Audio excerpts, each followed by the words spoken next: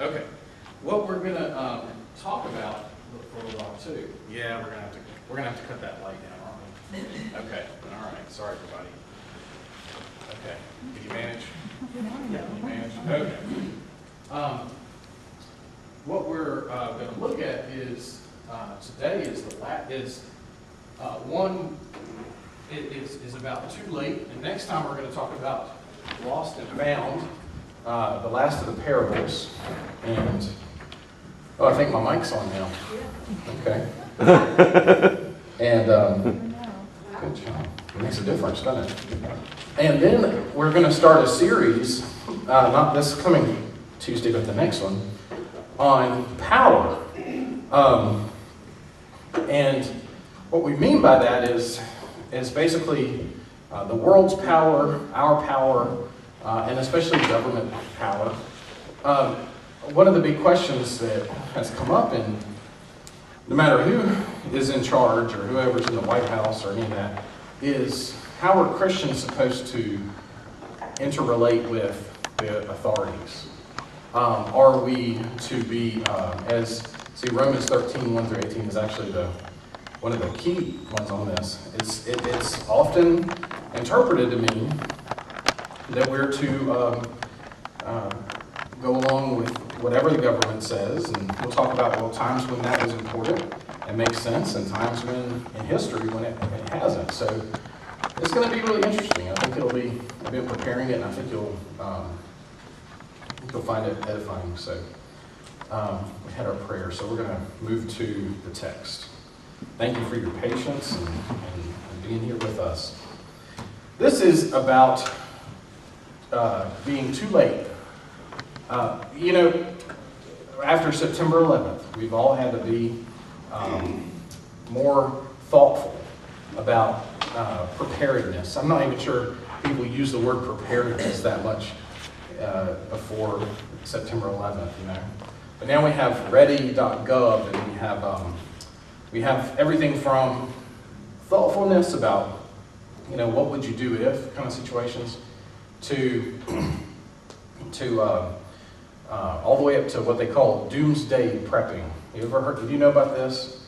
This is where, folks, it's a bit of a subculture. It's this idea that if you will, you remember people building bunkers for in the Cold War. It's of that kind, and it usually includes stocking up gold or some other kind of just what might be, to some, I guess to the person doing it, it's not an extreme measure. They think it, but to others it might be an extreme measure. I bring all that up because here Jesus kind of tells two parables in these two passages about what are basically red alerts. That you've got to be ready, that time is short, we have to hurry up.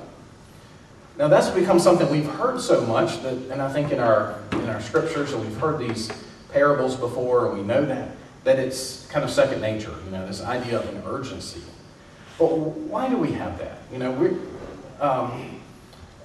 We have, I don't mean to just do a whole comparative religion thing, but it's something that our faith is a bit unique, and maybe a little more strong of an emphasis in our faith than, say, Buddhism, which is, of course, a teaching, not a whole religion, but the idea that you want to, the idea that you have to hurry up and be ready for God, and that God is going to accomplish God's purposes, and that there will be this dividing between who's ready and who's not. It's something that's peculiar, I guess, I would say, for us. And it also can be powerful and important when you're in a crisis. People who are struggling through things, having a hard time with things, they are oppressed. They hear a word like this and they say, "All right, it's going to be time soon. Those guys are going to get their comeuppance." But people who have it together and kind of have what they need and don't really have a sense of crisis in their lives on a daily, foundational level, they may find it hard to relate to this idea that things are going to all of a sudden change, and that there's going to be a ticking clock or a time bomb or something like that. It doesn't. Sometimes it puts them off. Sometimes we overreact to that idea of urgency, to the point that and see people who do react with this preparedness, people like who are kind of religious doomsday prepper type folks, and we overreact against that. Everybody remembers good old Jim and Tammy Faye Baker, right? And Jim Baker, PTL, the whole thing. And actually, people have the pop culture has kind of picked back up on this recently and said, hey, did you know Jim Baker's been back on TV? He's actually been back on TV for like 10 years now.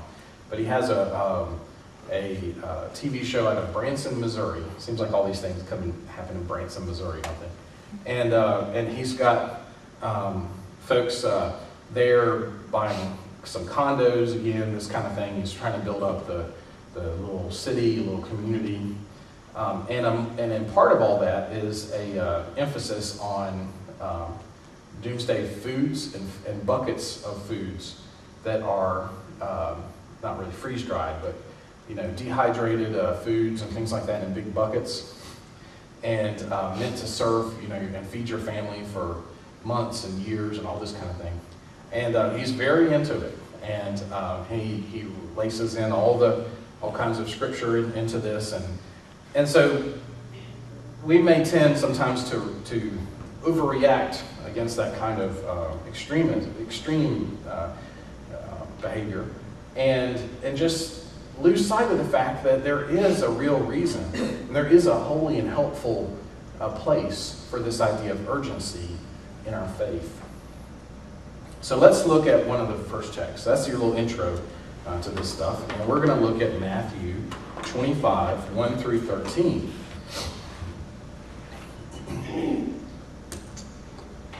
Excuse me. This is the wedding, the parable of the 10 bridesmaids.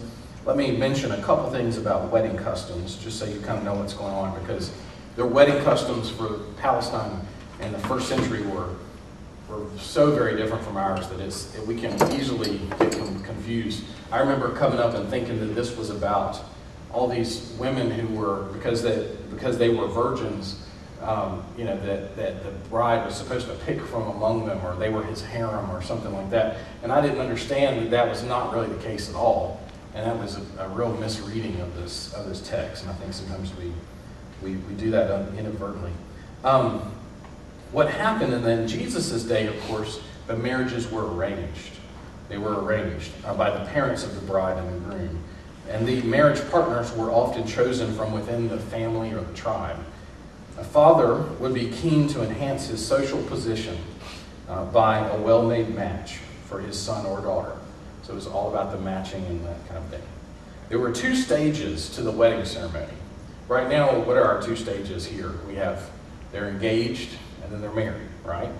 But it was different then. The first was a formal betrothal in which the marriage contract was signed. I mean, it was really what we would call the wedding. That happened first there, and the dowry is paid by the bridegroom to the father of the bride. The bride would continue to live with her family, though, until the second stage was completed about a year later. So it was as if you made the big commitment up front, and then there was this year period of exchanging and dowry and arranging and house building, making and nesting, all these kind of things, before they went into the home together. So the second stage is when the bride moves into the house of her husband, who might still live with his own father, or else in his own home nearby. So it's a bit like kind of opposite. So what's going on is, take the example of Mary and Joseph. In Matthew 1:18, we see that Mary's conception of Jesus occurs in the time after her formal betrothal to Joseph, but before the second stage, where she moves in. So that's why, they're betrothed, and we say, they were engaged and that kind of thing. But it was a little different back then too. They were a real couple, in the sense that we might think of someone after the wedding as a real couple.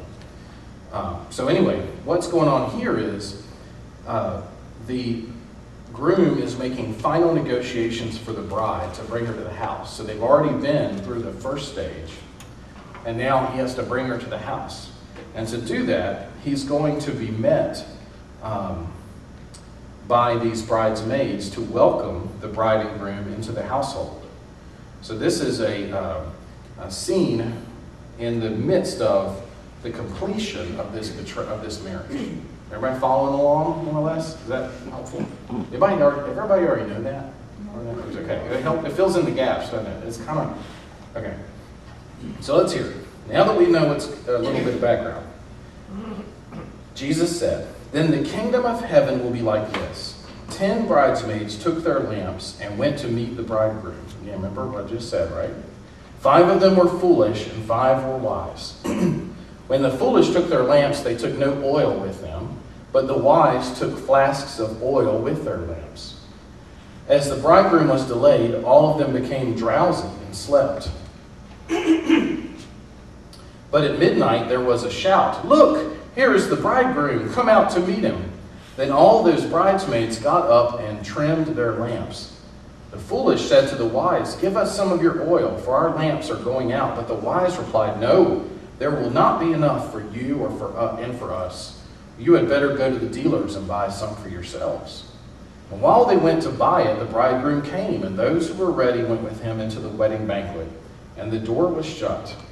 And later the other bridesmaids came out also, saying, "Lord, Lord, open to us." But he replied, "Truly I tell you, I do not know you.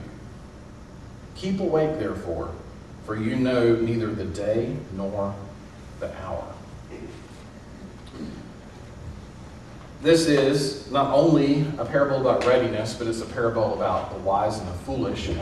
And just as a bit of a passing note, I made a list of other Matthew's parables about the wise and the foolish. Matthew does tend to emphasize these more than the other Gospels.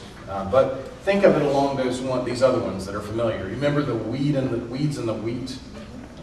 Yeah. The sheep and the goats. That's a one. You don't even have to talk about the parable. You could just say, oh, you could use that in parlance. Just say, well, it's like separating the sheep and the goats. And of course, we all know the house built on rock versus the house built on sand.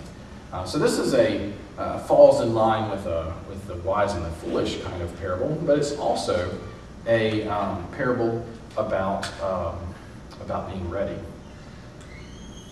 Now, what is happening here?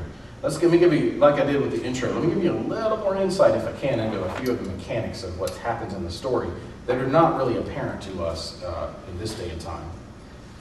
The women in the parable are known as virgins.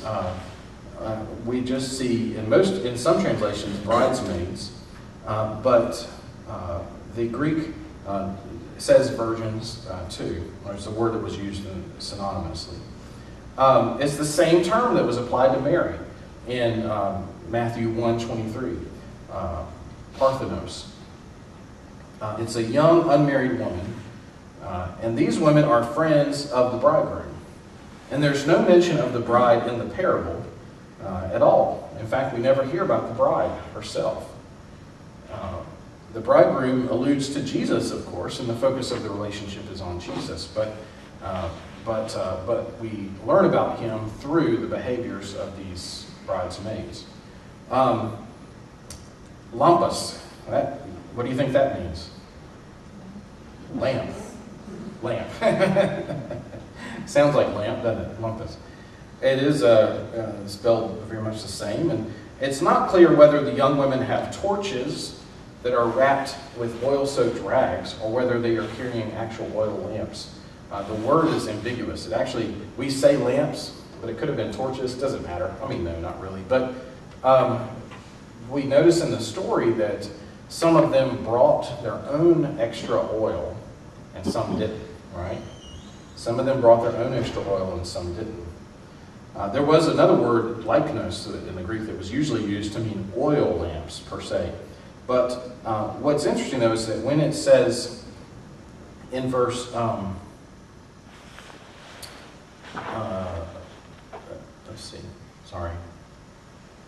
verse 7, they trimmed their lamps. The literal meaning is they put their lamps in order. And that gives us a little insight into what it means to be ready. When we talk about readiness, it's the idea that your lamp is in order. And what is that lamp? That is your wisdom, your discipleship, your faithfulness to Christ, your heart, mind, and soul, your relationship with Jesus. That it is a putting that in order. So sometimes we get a little lost on, well, did they need the light, and did they, that's what they're getting at, putting your lamp in order. Now midnight comes, and in Matthew's parable, this moment is decisive. The time for preparation is past, and those who are prepared will go in to feast with the bridegroom. The 5 foolish maidens find the door locked when they return from their search for more oil.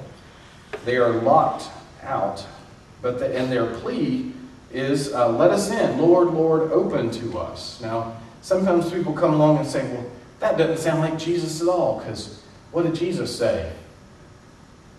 Knock, and the door will be open. Yeah, so they get a little down in the weeds there, a little bit literal, trying to say, well, he said that, but then in the parable of the 10 virgins, he said, but no, the focus here is, and the bridegroom is, of course, Jesus, but the focus is not on teaching us, whether he's going to open the door to you, but on the point of the parable, to be ready. But the setting of it is when he talks about knock on the door will be open, is the Sermon on the Mount, and there he's going after a different purpose. He's trying to do something different. He's not talking about readiness at that moment the way he is here. In the end time discourse, then, it is too late to start making choices. It's the time of reckoning. Now, one question that comes up sometimes, and I don't know if you guys have ever thought about this, I think some people do, and I think they just don't always know how to put it. Why not share?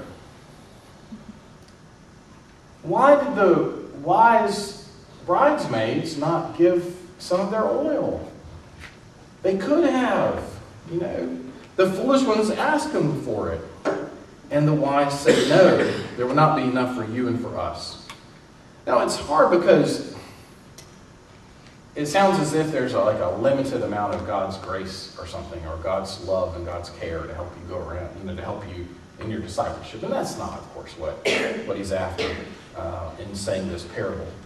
But it does help us, remind us that there is a relationship between all of us and one another. And what would it be like? How tragic if someone is seeking to be a disciple of Jesus, but is finding the opportunities and the resources for that limited to, or if people say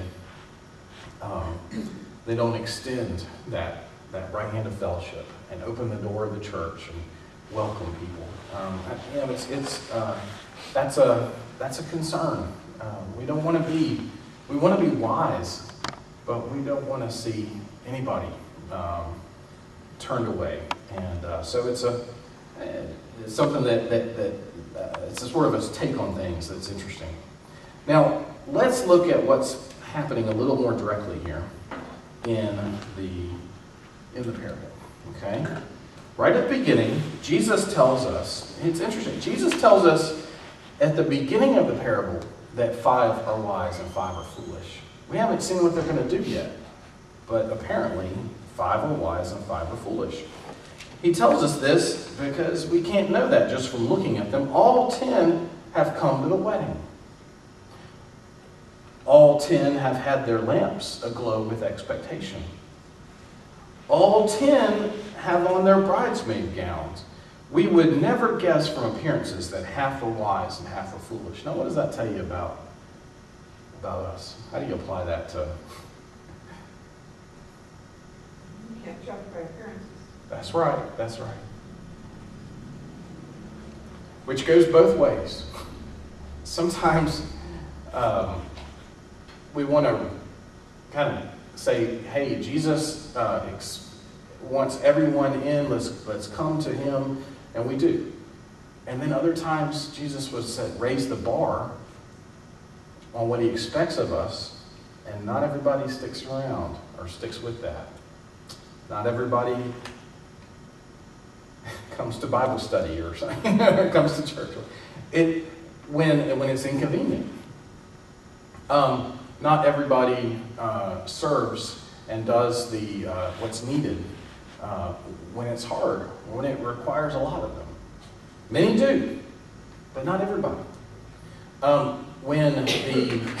In cultures and places when it's become illegal to be a Christian, for a while at first, a lot of people head for the hills. I mean, they just kind of pack it in, and I'm not going to put my life and my limb in jeopardy.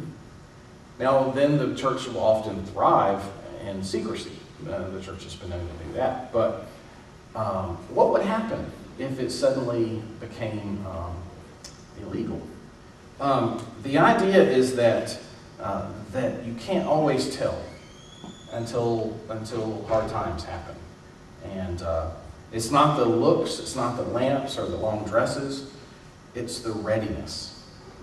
The last verse says, keep awake, but really a better way I think we ought to read that is, instead of keep awake, therefore, it ought to be stay ready, therefore.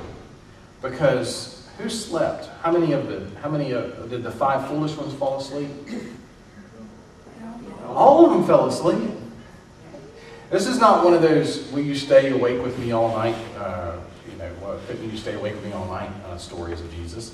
This is about, they all sleep because he's delayed. And we don't know why he's delayed. Doesn't speak to that. We don't know. But readiness is, of course, living into that no matter what. For Christians in the 2nd century, and the 3rd century, and the 4th century, and all through now today, the bridegroom is delayed. Wherever if you feel urgency and you don't see the completion of God's kingdom in your lifetime, then it feels like he's delayed, because we all have our own perspectives, right? We're going through this life and this time continuum, and we have our little moment, and he's not there. We feel delayed. But he's delayed. Is he delayed on purpose? Do we know? We don't know. But the point is to be ready. Taylor, one of the ways I look at the parables of the comparison, the dark and the light, is what part of me is dark and what part of me is light. I don't point to 5 foolish women out here. There's 5 foolish women in here. Yeah. We all have a little bit of foolishness and a little bit of wisdom in us. Wheat and tares, That's right. rock and sand. That's right. And it's even awkward when Jesus goes to talking about others, and we have to get into his text and his lessons. We have to. He bids us to draw distinctions between the ready and the not ready, and he doesn't want us to be judgmental, of course. But and he told us not to judge. But at the same time, it's difficult. It's a hard line because you have to be faithful to what he's saying if you want to get his word out to you. And that's where that readiness and urgency is. Although it's sometimes not palatable. Depends on some people that's all you hear. There's churches you can go to and all you'll hear is, and it's faithful to the Bible. All you'll hear is be ready, be ready, be ready. It's coming soon. The end times and this is happening and all that. It's all that stuff. Yeah, Alan. Is one of the positions more? Maybe is one correct and one incorrect? What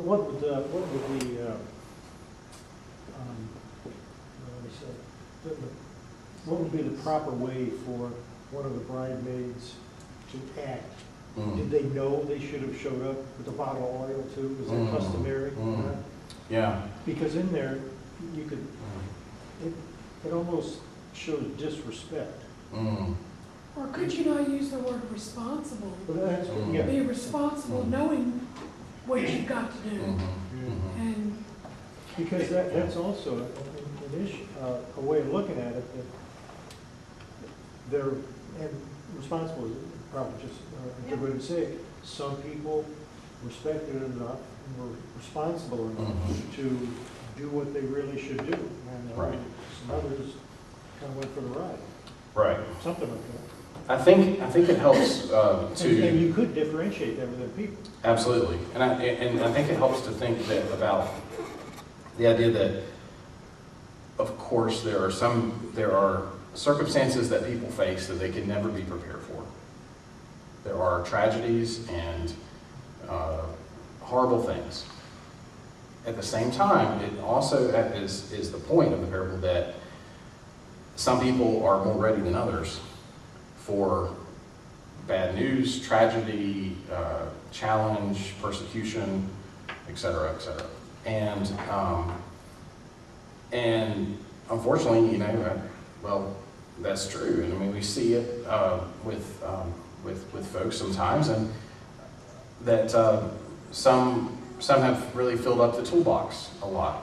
And when something happens, they can pull on those resources, spiritual resources, in their walk with Christ in ways.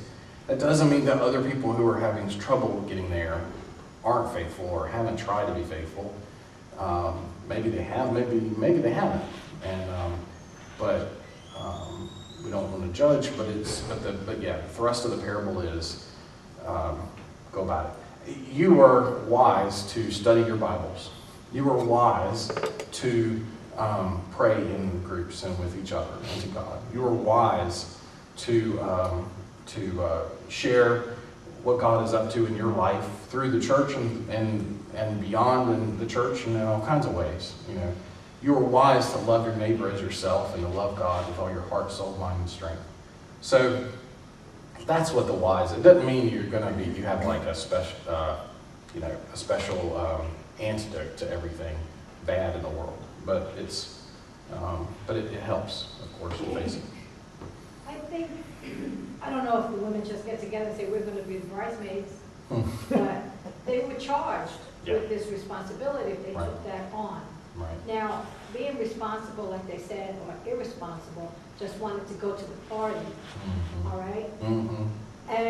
But that doesn't mean that because they were foolish, they didn't have the desire to just show respect, but they were just in a hurry or they didn't think it through. Yeah. But then it says there that surely he says, I do not know you. And I don't understand that part of it. When he says, I don't know you, when all 10 of them were bridesmaids and he knew them. Yeah. And he closed the door off.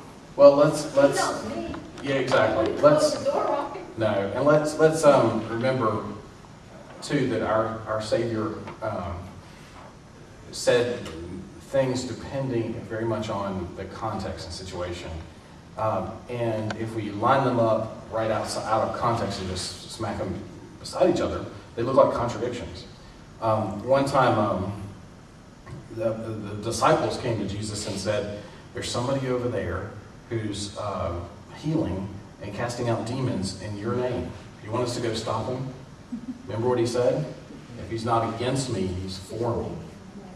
Another time, though, he's talking to a crowd of people, trying to get them to follow him, and he says, if you're not for me, you're against me.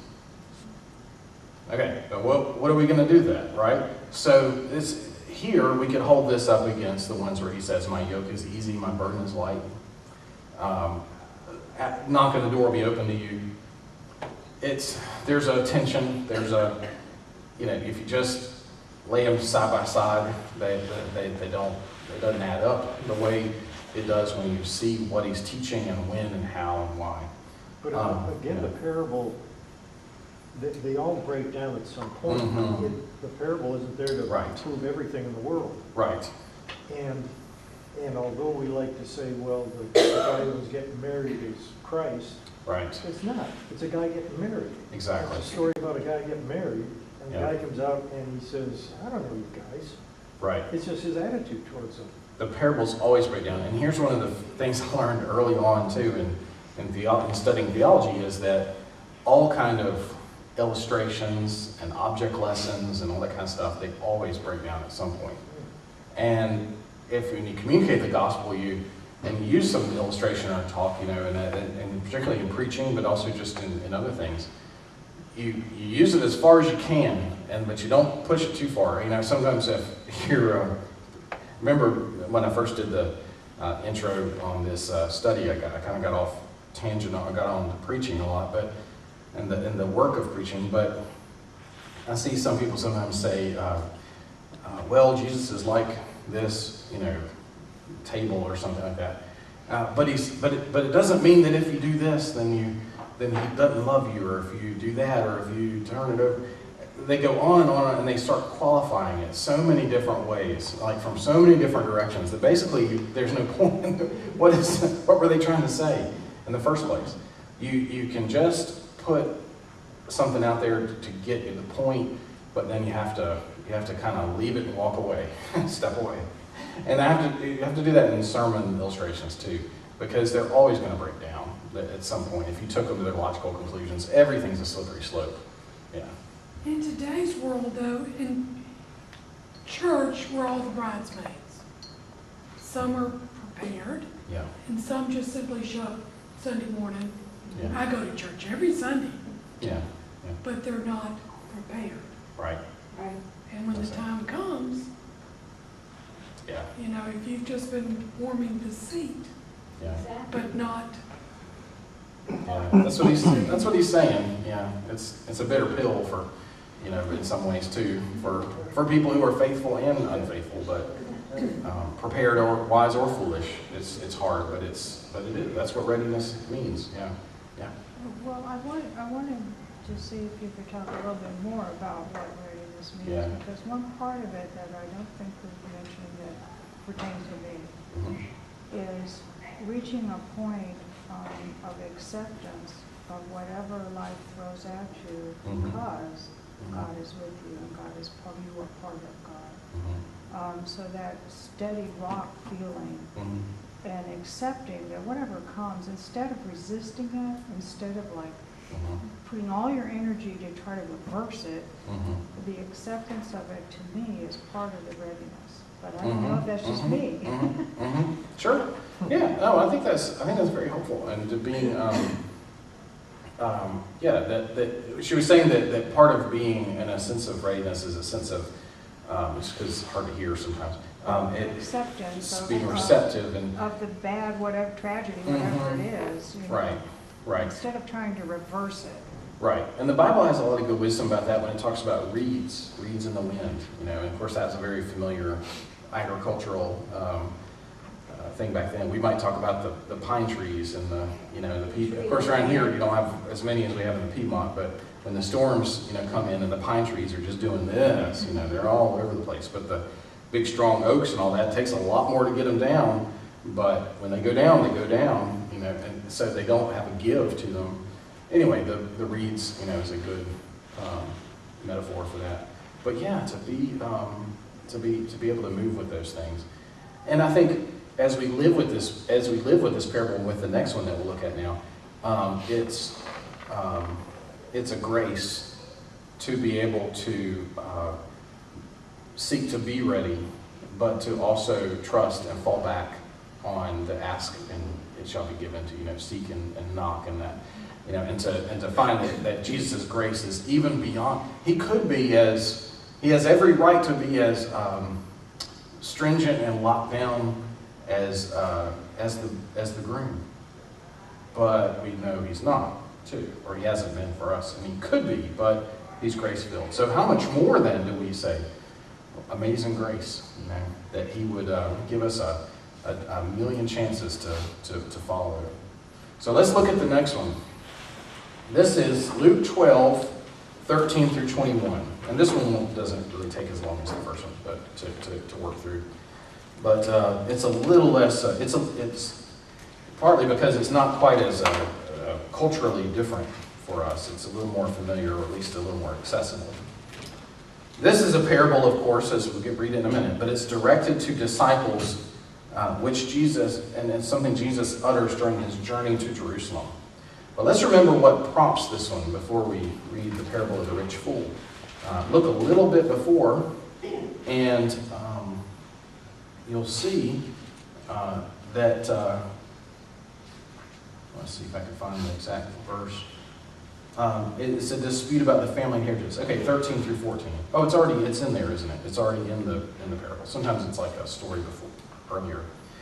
Anyway, he's going along teaching. It's this we call peripatetic. It's this probably said that wrong, but basically walking and talking as he goes about. Think Aaron Sorkin TV shows, right? He's walking and talking, and someone in the crowd says, "Teacher, tell my brother to divide the family inheritance with me." And Jesus resists being drawn into that. "Friend, who set me to be a judge or arbitrator over you?" And he said to them, "Take care, be on your guard against all kinds of greed.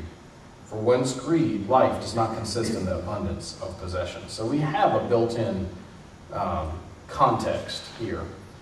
It's not the same one as the one when the man says, "What must I do to follow you?" And Jesus says, "Sell all your possessions and give the money to the poor."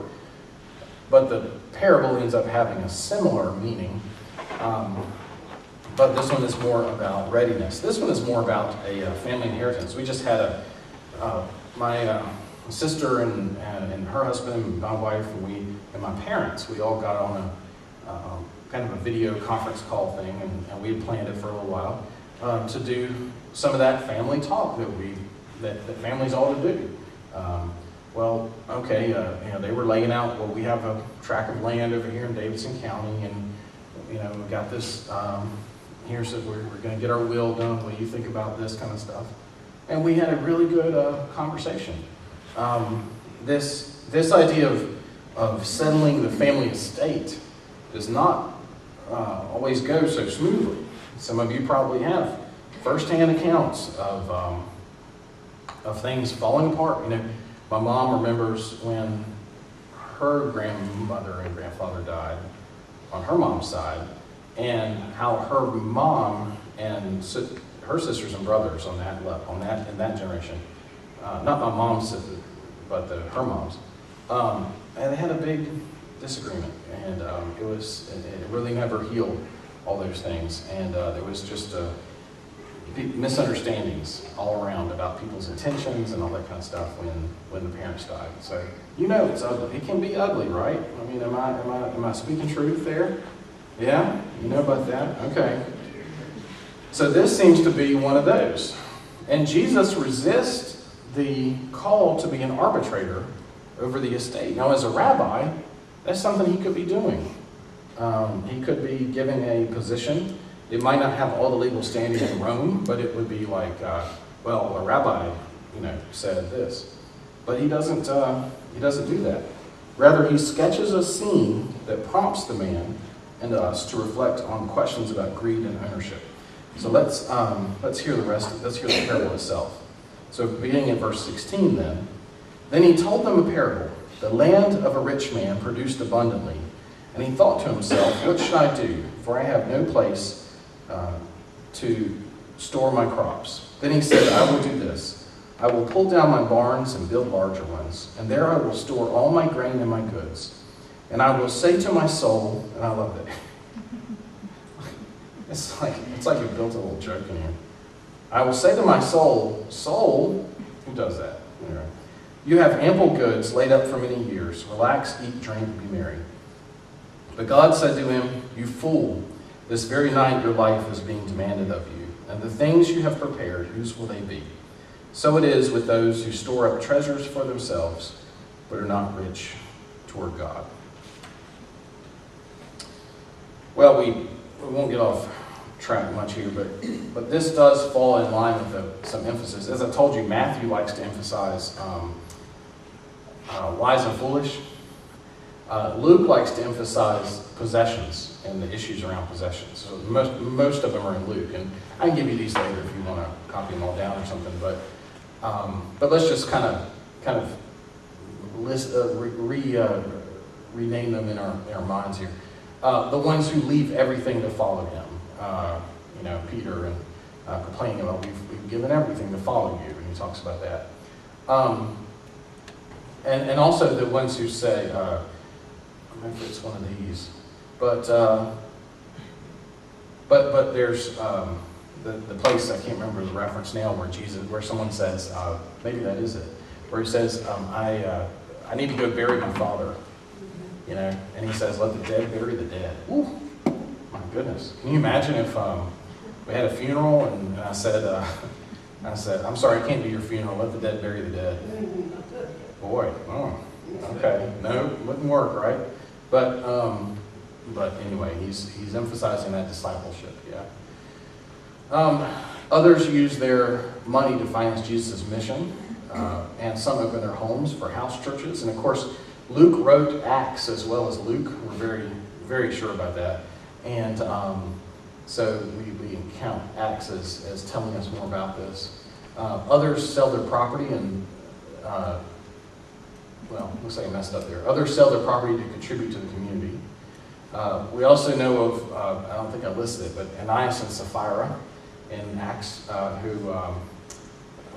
who lie about what they've donated, and God strikes them dead. Man, I have to study that one day. Oh, man. Some rich persons give a substantial portion of their money as alms in Luke 19. It just references stories, things like that. But the point is, of course, this one is about readiness. So we give it a nod that it's helpful, and we do. And I sometimes when the topics of stewardship come up, this text, this parable, is an important one to come by sometimes and to spend some time with and think about what God's telling us about how we hang on to possessions. But it has another side. It has that side, and it has the readiness. And so, whoops, let's get going. There we go. In the parable, the man decides to build bigger barns and hoard his unexpected windfall. Now, I don't think we always catch here in our day and time how offensive his behavior was to his community back then. We have a capitalism, which, you know, not getting all political, I'm just saying we have an assumption of capitalism when we read the Bible sometimes that was not necessarily really there. Sure, people can make their fortunes, okay, but this is a culture and a people who were steeped in the stories of manna and the wilderness, and that God would only give you as much as you needed, and you couldn't hoard up manna, right? So whenever they hear the idea of someone storing up and hoarding, that's what they think of back then. His first hearers who heard this, that's what they would have thought of. It wasn't illegal, but it wasn't nice, and it wasn't helpful, and it wasn't faithful to God. So he's already got a mark against him in the hearers that we don't necessarily pick up on as in our day and time. Okay. He thinks of the crops, the barns, the grains, and the goods as his own, and then all of a sudden God interrupts his ruminations. This is the only parable that I can think of where God appears as a character in the parable. I thought that was interesting. Yeah, I don't know. You can impress your friends at parties with that. You know, say, did you know God only shows up in one parable? Yeah, of course God's in all the parables, but as a character, if you will. And the parable comes back full circle to the man who wanted Jesus to arbitrate the inheritance. Just remember, that's what this was about. Because the parable itself speaks volumes. But then we add to it, oh, this was about the guy and his inheritance and working that out with his family. Wow, there's another, that just adds another layer. But the rich man's folly seems to fall into two things. One, his preoccupation with possessions, but two, his security and self-sufficiency. He is preoccupied with, we may not all find him preoccupied with possessions, but first century Jews hearing this would have felt that he was preoccupied with possessions to be building up, to be doing this. They would say, well, why don't you help feed the community and, you know, your neighbors and this kind of thing. Okay. But they would have had a concern about that. But also this idea of security and self-sufficiency. Now, we celebrate, and I'm fine with this, and I think it's right, we celebrate self-sufficiency. Okay, very good. God gave us the ability to do many things. And we're all stewards, and we can, of not just our money, but our ability and our productivity. And different people have different abilities and capacities and bandwidth, depending on their family situations, their education, whether they can get an education, their access to, supportive communities. I mean, we know all these things. But the measure is, of course, his readiness. His readiness is, as we talk about too late, his readiness is directly impacted by his sense of self-sufficiency. So really, when we get down to it, what caused him? Was it that the groom shut the door? Well, in a manner, God says, this very night your life will be taken of you. And this one, it dies. The bridesmaids live to see another day, we assume, maybe. They just didn't get in the party. This guy dies. And it says, whose will they be? It doesn't say where you're going to go after you die.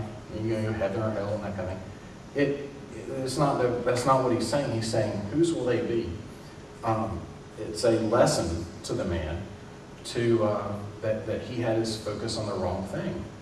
Now, could it be that, and I did not want to take these things too far and get kind of, but would the parable be implying that our readiness is hampered by our own sense of self-sufficiency? What is the opposite of our sense of self-sufficiency? Our sense of dependency on others. Now, dependency is so many times a bad thing, but that's not necessarily the case. Who of you depends on others? Everybody. Especially in a hard time, right? He hadn't built the relationships with his neighbors, who would have already been off-put by him hoarding up. And see, if we didn't know that, we might not have seen that he was probably already in a tension with his neighbors and his friends and his community. And that hampered his ability to be ready when this moment came, when the time was up. So it's interesting. It's not just about kind of being ready to deal directly with Jesus. It's also about being in relationship with others. Yeah. It said there about the ground, his crop being plentiful, that it was almost like it was more than he expected that was coming out. It was a really good harvest. So he had to store it, because what would he do with all that? Let it go to waste in the field. He'd have to store it. He couldn't, I know he could have given it away, but that probably was the first thought that came to him. Yeah. Well, it was, but it wasn't long that Jesus actually gives us a real insight into what the man's thinking, which is something we don't often get in the parables either. We don't have a lot of the inner dialogue of the characters in the parables. The man said, what will I do? I'll lay these up for myself, eat, drink, and be merry. So he wasn't, it was just pretty clear, he was kind of ruling out all the other possibilities, like, oh, he was saving it for a rainy day, or he was gonna, he just didn't want it to rot and then nobody could use it. He was just doing it to help others or something, or maybe he could give it to others. It tells us right there what he was thinking. So, it's interesting to think about how we're in a relationship with others, and that impacts our readiness. Yeah. Do you know the answer to that question? I mean, from the culture. Which question? From the culture, where did the stuff go? Oh. I mean, yeah. Did it mean something to say that, like the Romans are going to get it or something? Yeah, I don't know. Like, I didn't mean that like as a question for the earth, the people left on earth. I think that I was just stating, but it's a good question. But I was just stating, of course, that's the question that God puts to the man. What's going to happen with this stuff? Now, the implication of that question is God asks it. God shows up and says, "You fool." And then says this. So, in other words, the implication is it's going to go to waste, it's going to go to nobody, it's not going to benefit you, it's not going to help, it's not going to be yours. Because he didn't plan, right? Right. Same way as the one with the oil didn't plan. Right, yes. Maybe there should have been a plan like Yeah, that. I mean, he didn't see God coming, it was a surprise. And, So he was foolish. yeah, exactly. Yeah, there's a fool, yeah, that's right. So there's, this is, this parable, we have the benefit of this parable is very clear. It's not too ambiguous about, well, could it have meant this? This parable, he tells us what everybody's thinking and intentions, and God shows up, and it doesn't say the Father showed up, it says, or a character that represents God. It's like this was a big deal, and that Because there's a pile of stuff there. yeah, And it's got to go somewhere. Who gets it? Who does get it? well, historically, historically, as the nerds say, in the ivory towers. We don't know, it's not clear, to me, and I would have to research, what would happen in the Roman law or the Jewish law, the custom. I'm not really sure, but that might help us understand the parable more. But Because it's implying you didn't plan here, so you're foolish, and now look what happened to this stuff. yeah. All right. Well, to close then, what we're saying is urgency. We're holding up this topic of readiness and urgency as something that we encounter in the Bible, but every time we encounter it, it creates both an enthusiasm for, yes, God, fix this world, and things are not as they should be. And God, we know you're going to tell us that you're going to prove to everybody that you're in charge. But it also has that little bit of prickliness to it, maybe more than a little bit, because it reveals to us a side of the character of God that doesn't always sit too well with us. At least as we want to say, well, why didn't they open the door? Or maybe he could have warned the man, or something like that. But that's the nature of parables, too. What if we had the door opened, and the bride, the groom said, "Okay, come on in," or the man. What if those things happen the way part of our sort of conscience of the world, how things ought to be, and nice people do this. What if we imported that into these stories, and then those stories had those endings? Then they would certainly not lead us and push us to urgency. We would be like, well, oh well, well, it turned out okay. They lived happily ever after. The end. But it doesn't do that. And wrestling with that helps us think about urgency when we don't like to think about things being so disrupted. Yes? The farmer, first of all, was blessed with an abundant crop that was more than his expectation. So he started with a blessing, but then he succumbed to greed. Yeah, he thought we get that inner dialogue, don't we? That inner monologue, rather. Oh, no, it's a dialogue.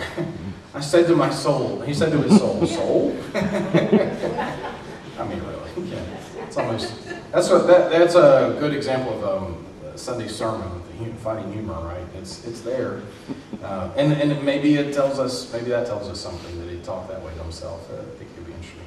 Anyway, that's the fun thing about parables. They can open up these vast treasures of understanding and interpretation.